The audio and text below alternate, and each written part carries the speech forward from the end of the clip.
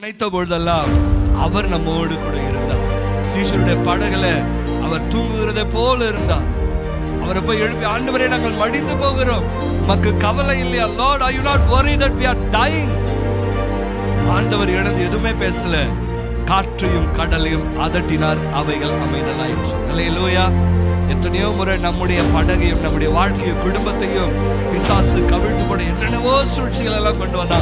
அக்கறைக்கு போகணும், ஆண்டவர் காண்பித்த வாக்குத்தத்த தேசத்துக்கு போகணும், ஆண்டவர் கொடுத்த அந்த நன்மைகளை சுதந்திரிக்கும்படியாக, அந்த சுகத்தையும் பலனையும் ஆரோக்கியத்தையும் ஜீவனையும் சுதந்திரிக்கும்படியாக அக்கறைக்கு நேரா போகும்பொழுது பிசாசு அதை பெற்றுக்கொள்ள முடியாதபடிக்கு தடையாய் எவ்வளவோ காற்றையும் கடலையும் கொந்தளிக்க பண்ணி நம்மை கவிழ்க்கவும் நம்மை தடுத்து நிறுத்தவும் பார்த்த பொழுதெல்லாம் ஆண்டவர் எழுப்பி நின்று அதட்டி நம்மை தொடர்ந்து முன்னேற செய்தார். எத்தனை பேர் சொல்லுங்க, ஆண்டவர் தான் என்னை தொடர்ந்து முன்னேற பண்ணுகிறார், நடக்க பண்ணுகிறவர்.